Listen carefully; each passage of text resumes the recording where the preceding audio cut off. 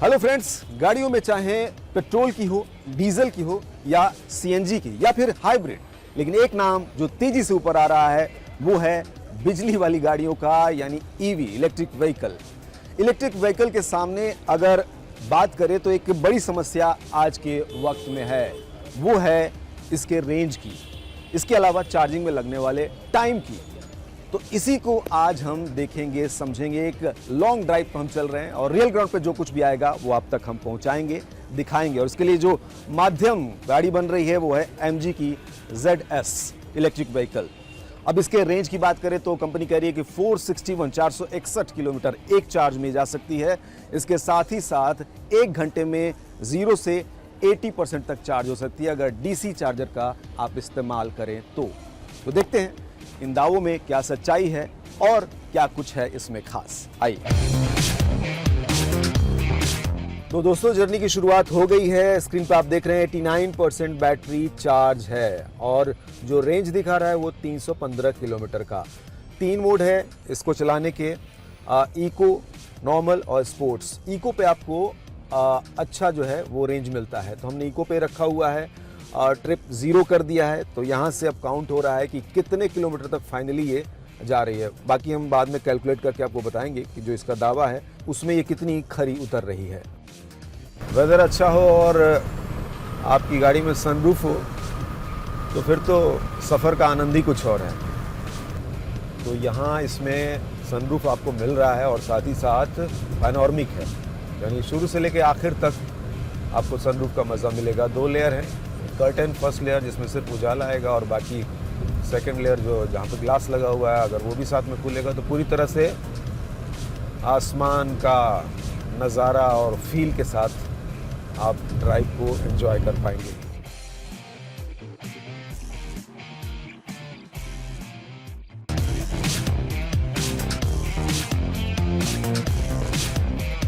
दोस्तों, चलते हुए हमें भी थोड़ा टाइम हो गया है और यहाँ भी चार्ज करने की ज़रूरत पड़ गई है, तो हम यहाँ पर थोड़ी देर के लिए रुकेंगे। लेकिन जाने से पहले अंदर मैं आपको बता दूं कि बैटरी की क्या सिचुएशन हो गई है। आइए ज़रा। तो देखिए, अभी 36% बैटरी बची हुई है और धड़कन मेरी जो है थोड़ी बढ़नी शुरू हो गई है, क्योंकि अभी और आगे तक जाना है। शुरुआती दौर में आपको याद दिला दें कि 89% जो है बैटरी थी, रेंज दिखा रहा था 315, अभी 36 बचा हुआ है। कैलकुलेट करें तो टोटल 53% जो है इसमें यूज़ हुआ है और इस 53% में चलना चाहिए था 187 किलोमीटर, लेकिन ये चली है, रेंज जो है वो 134 किलोमीटर, पूरे कैलकुलेशन के बाद जो मैं आपको बता रहा हूँ। यानी कहीं ना कहीं ये जो रेंज होना चाहिए था उसमें ड्रॉप हुआ है। तो एनीवेज, फाइनली क्या होता है जब हम डेस्टिनेशन पे पहुंचेंगे तो बताएंगे कि रेंज जो इसने क्लेम किया था वो कहां तक इसने अचीव किया है। फिलहाल लेकिन ईंधन यहां, चार्ज यहां। आता हूं।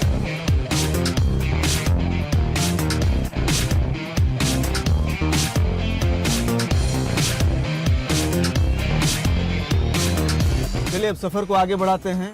मैंने तो खुद को चार्ज कर लिया, अभी गाड़ी चार्ज नहीं हुई है। कोई चार्जिंग पॉइंट देख के वहाँ भी इसे चार्ज करना ज़रूरी है, क्योंकि जैसा मैंने कहा है कि डर लगना मुझे शुरू हो गया है। आइए।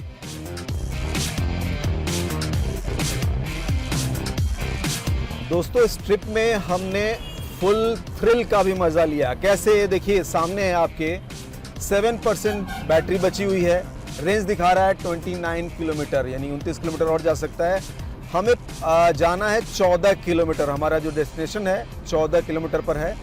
सेफ साइड हमने AC बंद कर दिया है, इसलिए क्योंकि जो ये रेंज दिखा रहा है उससे थोड़ा कम ही परफॉर्मेंस है इसका। तो हमारी स्थिति आप समझ सकते हैं, देखते हैं हम वहाँ पहुँचते हैं नहीं, क्योंकि चार्जिंग स्लॉट हमने तय किया है कि जो हमारे डेस्टिनेशन पे है, होटल पे है, वहीं चार्ज करेंगे। तू ना चलेगा चल देंगी ये राहें, मंजिल को तरसेंगी तेरी निगाहें, तुझको चलना होगा, तुझको चलना होगा। ईवी तुझे चलना होगा, 7% पे तुझे 14 किलोमीटर चलना होगा। तो दोस्तों, जैसा कि हमने सोचा था कि अपने फाइनल डेस्टिनेशन पर जहां चार्जिंग का स्लॉट है वहीं पर सीधे जाकर चार्ज करेंगे, तो हम यहां पहुंच गए हैं। सामने चार्जिंग जोन है और अब आपको ज़रा अंदर की हालत दिखाते हैं कि अंदर कितने % बैटरी बची है, कितनी दूर चली, वो कैलकुलेशन भी देखिए। तो देखिए फिलहाल 2% बैटरी बची हुई है, 6 किलोमीटर और चल सकती है, रेंज ये दिखा रहा है। और हम चल चुके हैं 221.6 किलोमीटर। और जैसा कि शुरू में जब हम चले थे तो जैसा मैंने आपको बताया था कि 89% बैटरी थी और रेंज 315 का, यानी कुछ किलोमीटर अगर और जोड़ लें जो 2% की बैटरी है, तो भी जो डिफरेंस निकल रहा है ना, जो क्लेम ये कर रही है रेंज के अकॉर्डिंग, उसमें तकरीबन 95 किलोमीटर हमें कम मिला है। तो ये एक तय हो रहा है कि जो रेंज इसमें दिखा रहा है वो उससे आपको कम मिलेगा। हमने जबकि इको में ही गाड़ी चलाई है, बीच में हमने एसी बंद भी कर दी है ना, लेकिन फिर भी जो एग्जैक्ट रेंज है वो नहीं है, वो कम है। और जितना मैं आपको बता रहा हूँ, जितनी दूरी हमने चली है उसमें 95 किलोमीटर कम रेंज हमें मिला है। तो दोस्तों ये है चार्जिंग स्टेशन, यहाँ पर गाड़ी चार्ज के लिए लग गई है। ये भी शुरुआती दौर है, इस तरह के चार्जिंग स्टेशन आपको शहरों में अलग अलग जगहों पर हाईवे पे जो है बड़ी संख्या में धीरे धीरे देखने को मिल जाएंगे। लेकिन फिलहाल मैं आपको चार्जिंग की प्रक्रिया फटाफट बता देता हूँ। देखिए इस तरह के इस तरह का स्टेशन आपको मिलेगा। हर कंपनी का इसमें अलग अलग कंपनियां हैं चार्ज करने के लिए, हर कंपनी का अपना अलग अलग ऐप होता है, चाहे आपके पास एंड्रॉयड हो या फिर एप्पल iOS। उसका ऐप डाउनलोड करेंगे अपने फ़ोन में आप, उसके बाद उसके वॉलेट में कुछ पैसे डालेंगे, फिर आपकी गाड़ी की कितनी रिक्वायरमेंट है यानी किलोवाट के हिसाब से या यूनिट के हिसाब से वो आप उसमें चूज़ करेंगे और आपकी गाड़ी चार्ज होनी शुरू हो जाएगी। अब इसका जो पूरा प्रोसेस है ना वो थोड़ा सा समझ में कॉम्प्लिकेटेड है, हमें भी बड़ा प्रॉब्लम हुई कि कभी केबल निकालो फिर डालो फिर चार्जिंग फिर उसको स्कैन करो। धीरे धीरे जो है लोग इसके लिए फेमिलियर हो जाएंगे, शुरुआती दौर है तो थोड़ी सी मुश्किल आ रही है। तो इस तरह से आप अपनी गाड़ी को चार्ज कर सकते हैं। साथ ही साथ मैं आपको बता दूं कि 2 तरह से चार्जिंग हो सकती है, एक AC चार्जिंग और दूसरी DC चार्जिंग। ये जो हो रही है वो DC चार्जिंग है। DC चार्जिंग में क्या होता है कि तेजी से गाड़ी को चार्ज किया जा सकता है। कंपनी इसमें जो क्लेम कर रही है कि 60 मिनट में यानी 1 घंटे में 0 से 80% तक चार्ज किया जा सकता है। वैसे जो मैं कैलकुलेशन देख रहा हूँ उसमें थोड़ा टाइम और लगेगा, आधे घंटे और लगेगा। और AC चार्जिंग की बताऊं तो वो 9 से 10 घंटे तक लेती है AC चार्जिंग, चाहे आप यहाँ पे करें या फिर कहीं अपने घर पे नॉर्मल पावर प्लग से।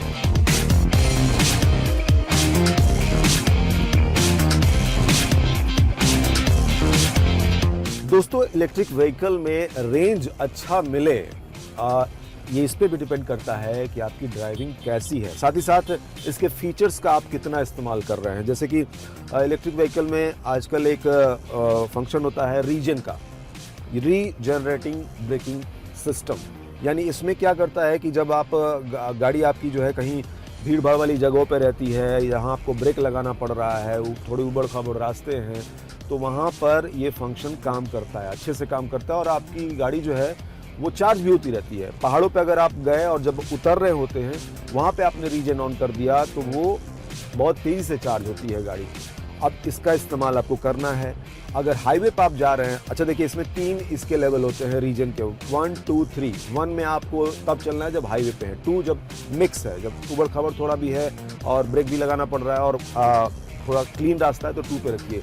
ज़्यादातर इस तरह का भीड़ भाड़ वाली जगह हैं या फिर बिल्कुल आप स्टीप नीचे उतर रहे हैं तो आपको 3rd पे रखना है।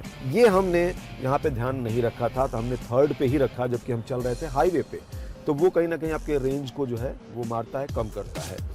दूसरी बात ये है कि आपको मोड जो है वो इको मोड पे रखना है। मोड 3 है यहाँ पर, नॉर्मल, इको और स्पोर्ट्स पे सबसे कम रेंज मिलता है और जो है नॉर्मल पे उससे कम और इको पे सबसे बेहतर। तो इको पे तो हमने रखा हुआ था। इसके अलावा अगर क्रूज़ कंट्रोल का आप इस्तेमाल कर सकते हैं तो वो ज़्यादा से ज़्यादा कीजिए। तो इन बातों का ध्यान रखते हुए एक बार फिर से हम कोशिश कर रहे हैं कि रेंज मापा जाए, देखा जाए कितना मिलता है। सेम वही स्थिति है, 89% बैटरी बची और रेंज इस बार दिखा रहा है 302। देखते हैं फाइनली क्या रेंज इस बार देती है ये। तो ये मोड मैंने कर दिया इको और फिर एक कोशिश और।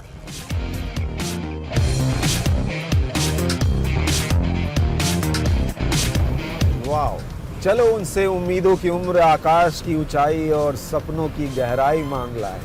तो इस ईवी इलेक्ट्रिक व्हीकल का रेंज तो हम आपको बता ही रहे हैं एग्जैक्टली रियल ग्राउंड पर कितना निकलता है, लेकिन चलते चलते आपको इसके तमाम फीचर्स भी बता देते हैं ताकि इस व्हीकल को बेहतर तरीके से समझने में आपको आसानी मिले। देखिए अगर किसी गाड़ी को अच्छे मार्क आप देते हैं ना, तो अच्छे मार्क्स तब देंगे मेरे हिसाब से जब उसका सेफ्टी फीचर भी काफ़ी अच्छा और एडवांस हो।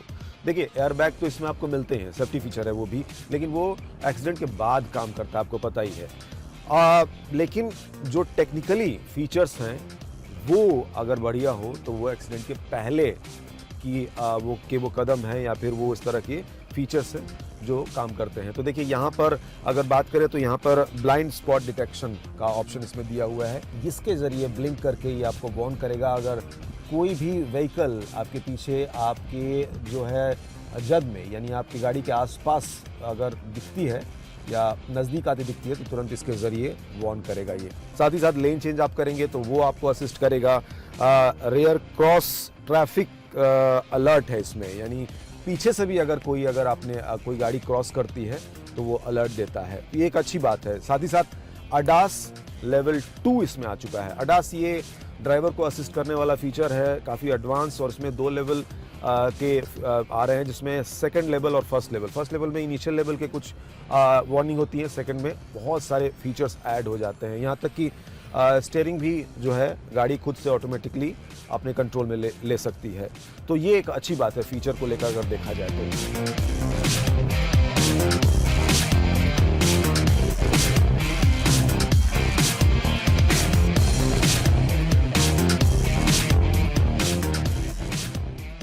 देखिए गाड़ी में अंदर आते ही जो चीज़ें दिख रही हैं वो मैं आपको बताता हूँ। एक देखिए ये स्क्रीन आपको 25.7 सेंटीमीटर का HD टच स्क्रीन है, जिसमें गाड़ी से रिलेटेड तमाम तरह के इंफॉर्मेशन और या कह लें इंफोटेनमेंट, इंफॉर्मेशन के साथ साथ एंटरटेनमेंट सब कुछ इसमें आपको दिखेगा, कंट्रोल कर सकते हैं। टच अच्छा है इसका। 35+ इंग्लिश, यानी हिंदी और इंग्लिश के वॉइस कमांड ये लेता है। अगर आप बोलेंगे हेलो MG, I'm listening, इस तरह से ये रिस्पॉन्ड करता है, आप चाहें जो भी कमांड दें। इसके अलावा 100+ वॉइस कमांड इसमें दूसरे तरह के हैं।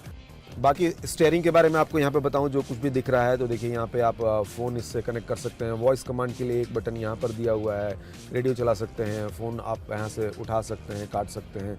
तो ये यहाँ पर ये फीचर यहाँ पे तमाम दिया हुआ है। साथ ही साथ अगर यहाँ पे इसके क्रूज़ कंट्रोल की बात करें, क्रूज़ कंट्रोल आप जानती हैं कि आप अगर हाईवे पे जा रहे हैं और एक फिक्स स्पीड देकर गाड़ी को चाहते हैं कि चलती रहे और आपको ज़्यादा थकान ना हो, साथ ही साथ रेंज भी अच्छा मिले, तो उसके लिए ये बटन यहाँ पे दे रखा है। तो इसके ज़रिए आप क्रूज़ कंट्रोल का मज़ा ले सकते हैं। बाकी नए वर्जन में इसका एडाप्टिव वर्जन भी आ चुका है, तो वो भी आपको मिलेगा। और मोस्ट इम्पॉर्टेंटली अगर आज के टाइम में आप कहीं सफ़र कर रहे हैं तो आपका फ़ोन आपके साथ रहता है, तो चार्जिंग का यहाँ पे अरेंजमेंट है ना। इसके अलावा C टाइप भी है। इसके साथ ही साथ एक अच्छी बात ये भी है कि इस जगह पर आप वायरलेस चार्जर की भी व्यवस्था है। मोड अब इसमें दिए हुए हैं, जैसा मैंने आपको बताया कि 3 अलग अलग मोड हैं इसके, नॉर्मल, इको और स्पोर्ट्स। इसके अलावा रीजनरेटिव ब्रेकिंग सिस्टम यहाँ से कंट्रोल होता है। बैटरी का लेवल देखना चाहेंगे अगर आप इसके ज़रिए, तो देख सकते हैं कि बैटरी कितनी बची हुई है। ये बटन है जिसमें आप ड्राइव अगर आप करना चाहते हैं तो राइट कीजिए तो ड्राइव मोड पे, न्यूट्रल पर रखना चाहते हैं तो यहाँ पर, और अगर रिवर्स करना चाहते हैं तो ये दबाएंगे। बाकी स्क्रीन भी इसका 360 ऑन हो जाएगा, तो उससे भी आप एक्चुअल अपनी कार की स्थिति को समझ पाएंगे। ये आपका पार्किंग के वक्त हैंड ब्रेक का इस्तेमाल यहाँ से आप कर सकते हैं ऊपर खींचकर, और जब उसको रिलीज़ करना है तो नीचे दबा दीजिए। आर्मरेस्ट के लिए ये जगह है, और साथ ही साथ इसके नीचे इतना खासा अच्छा खासा जगह भी है। साथ में यहाँ पे 2 कप रखने के लिए जगह है। और अब बात गाड़ी के पावर की, वो बहुत इंपॉर्टेंट है। तो पावर है इसका 176 PS, 176 PS, काफ़ी अच्छा है। टॉर्क, जब आप चढ़ाई पे जाते हैं वहाँ गाड़ी का परफॉर्मेंस उसके ज़रिए दिखता है, तो 280 Nm का टॉर्क है। जब हम ड्राइव कर रहे हैं तो हम देख भी रहे हैं कि किस तरह से गाड़ी तुरंत स्पीड में आ जा रही है, पिकअप ले रही है, वो काफ़ी इम्प्रेसिव। स्पीड जो है 0 से 100 पकड़ने में 8.5 सेकेंड कंपनी बता रही है इसको।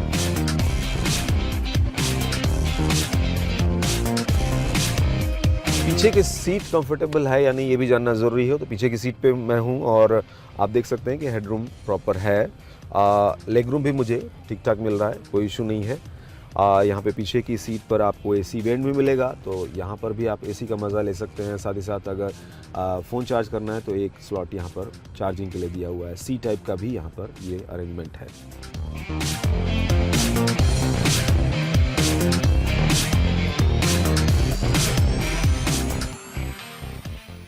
लो जी दोस्तों, तो हम फाइनली पहुंच गए अपने डेस्टिनेशन पे, यानी जहां से हम चले थे। तो एक तरफ से जब हम जहां गए थे वही सेम डिस्टेंस हम वहां से वापस आए हैं। जाने में जैसा आपने देखा कि बैटरी जो है हमारे पास सिर्फ 2% बची हुई थी, और अगर रेंज की बात करें तो 95 किलोमीटर रेंज में गिरावट आई थी जो उस समय गाड़ी ने दिखाया था। अब जरा देखिए हकीकत क्या है। हमने तरीके से चलाया हुआ है, जो नॉर्म्स हमें फॉलो करने थे, और 19% जो है बैटरी बची हुई है, और रेंज अगर बात करें तो 63 है ना। अगर पूरा कैलकुलेट करें और देखें तो हमने तकरीबन 50 किलोमीटर जो रेंज है वो ज़्यादा हासिल किया है।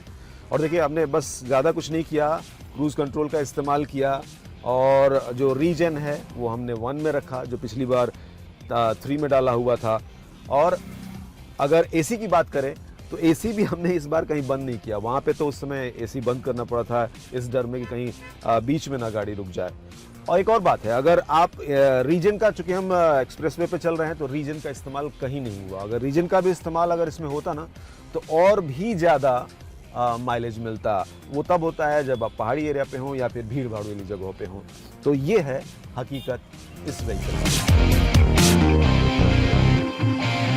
तो दोस्तों, MG के इस इलेक्ट्रिक व्हीकल के बारे में सारी जानकारी हमने आप तक पहुंचा दी। रियल ग्राउंड पर हमने क्या महसूस किया वो भी आपने जाना। अब फैसला आपके हाथ में है। बाकी इसको लेकर इलेक्ट्रिक व्हीकल को लेकर स्पेशली जो थोड़ी बहुत दिक्कतें आ रही हैं वो वक्त के साथ ही दूर होंगी, क्योंकि अभी अपने ये इनिशियल फेज में है। तो आज के लिए इतना ही, जल्दी फिर मुलाकात होगी। नमस्कार।